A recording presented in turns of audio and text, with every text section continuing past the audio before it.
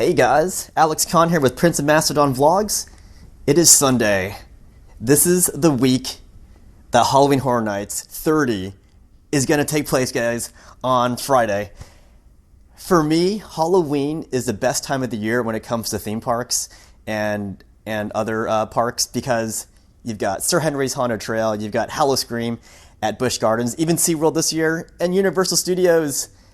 They have HHN 30, and they're going to put on a show for us, and I'm pretty excited. I did the three houses last year, Tooth Fairy, Beetlejuice, and Bride of Frankenstein. Even with the plexiglass, I had a great time, and those houses were fantastic.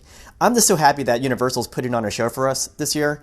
I don't care if there's plexiglass, because I'd rather have the plexiglass there and have a show than no show at all. And honestly, when you start doing these houses, the plexiglass, it doesn't really detract unless you let it, because I was enjoying these houses despite having the plexiglass. In fact, the Beetlejuice house is my top 5 favorite HHN houses of all time, and that had plexiglass.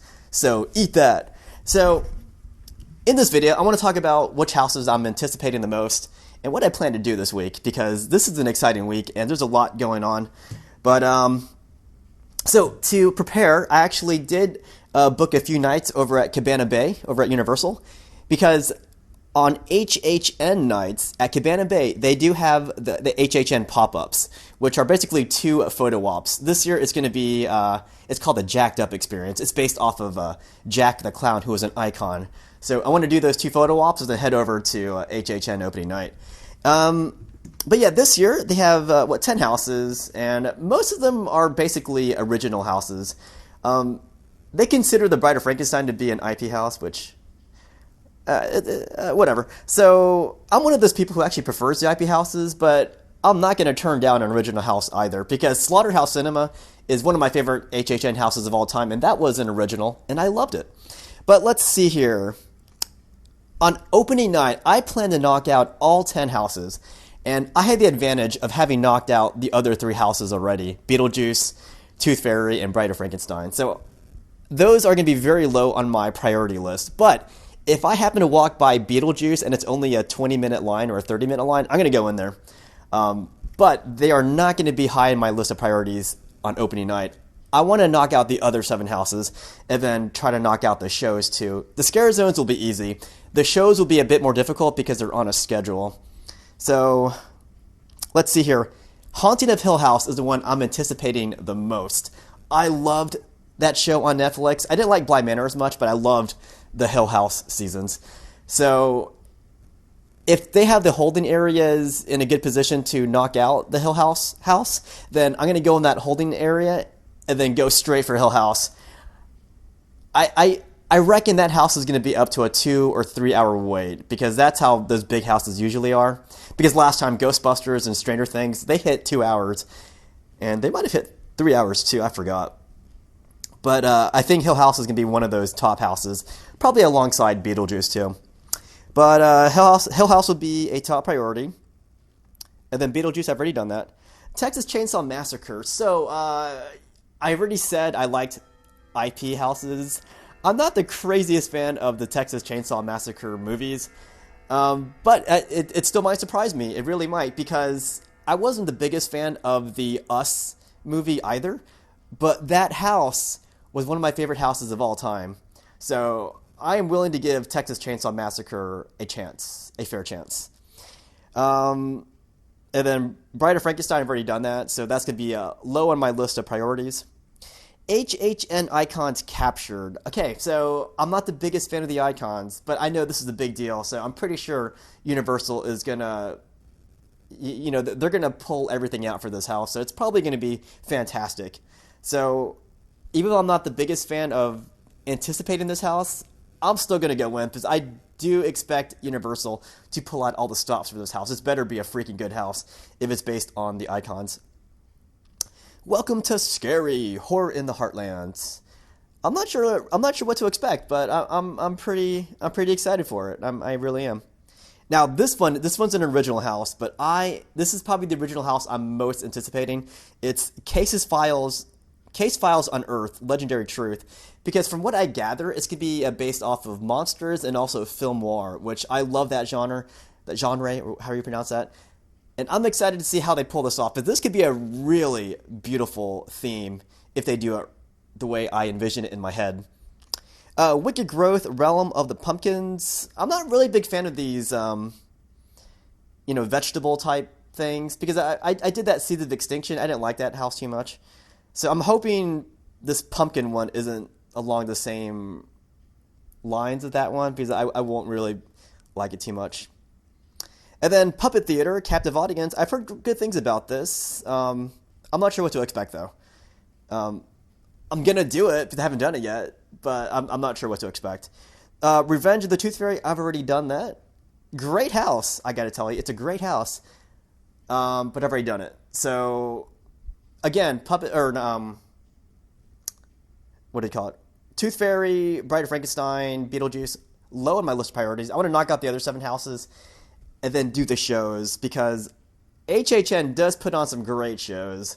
Like, I've always loved Bill and Ted, and you guys know about the controversy over the Academy of Villains. It was a great show, but after hearing about all the controversies, I'm trying to steer away from that. But I'm excited about these shows that they might have. So they have the Marathon of Mayhem, which is it's gonna be the Lagoon show, so it's hard to miss that one. I just gotta make time for it. It's up in the air. I just gotta look up in the air. I'm excited about this one called a Nightmare Fuel. It features pyrotechnics, aerial performers.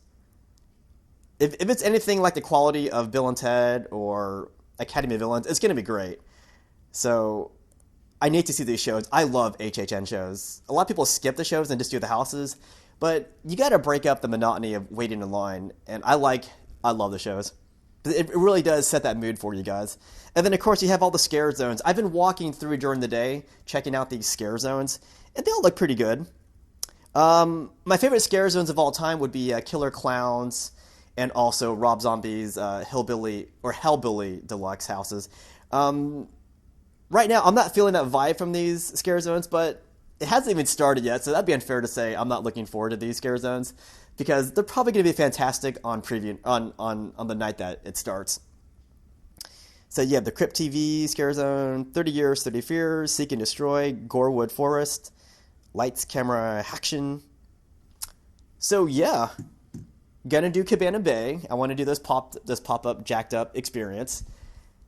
And I should knock out all 10 houses on opening night. If I don't have time, if I see that time's dwindling, I am going to skip those last 3 houses and save them for another day because I don't need to see them again on opening night. I do need to see the other 7 houses. So once I've finished all the houses in their entirety, then I can go back to another HHN night and then do them at a more chill pace. But opening night for me is very intense. I am not taking a minute to breathe. I am. I would die if I don't breathe, but I am going through all these houses. I want to do all the shows, all the scare zones. I want to try some of the foods. But the foods, they can wait. I can do the foods anytime, any other night, because I live here in Orlando, so I can go anytime and sample the foods. But opening night for me, it's all about doing all the houses and seeing all the shows. I got to do them all one night, and then the rest of the nights will be more chill. So that's my mission. Knock out these houses. Relax on the other nights that come after opening night. So what are your plans? What houses are you anticipating the most? Oh, you know what? I don't know what to wear for opening night. I've got all these shirts that I want to wear. I've got this Hill House shirt, which I'm probably going to end up wearing that one. I got the Beetlejuice shirt. I got the Frankenstein shirt. I've got some shirts from past seasons as well. I've got these shirts too. Like, I've got a ton of HHN shirts, but these are ones that I really want to wear. I just don't know what to wear on opening night. This one I'm wearing right now is pretty good too. My favorite house of all time has a shirt, House of a Thousand Corpses. I got the special one that has the blood splatter on the front and back because after a few weeks, they stopped putting the blood splatter. I've got this from my favorite HHN show of all time, Farewell, My Dudes, Bill and Ted Show. I hope they come back in some capacity. Ash vs. Evil Dead, one of my favorite IP houses. So, I don't know what to wear, guys. I'm having a fashion dilemma, which is kind of crazy. because I typically don't care what I wear, but for HHN, I kind of care. Because I will be vlogging this, and you will see what I'm wearing, and I don't want to be judged like the devil wears Prada. Are you going to judge me, guys? So, those are my thoughts. Please, HHN fans, share your thoughts. Share how you plan to tackle HHN opening night and what you plan to do for the rest of the nights. And some of you aren't local, so you might only have one night to do this. So plan accordingly. Plan accordingly. But if you're a local, then shoot. Take your sweet time. Take your sweet time.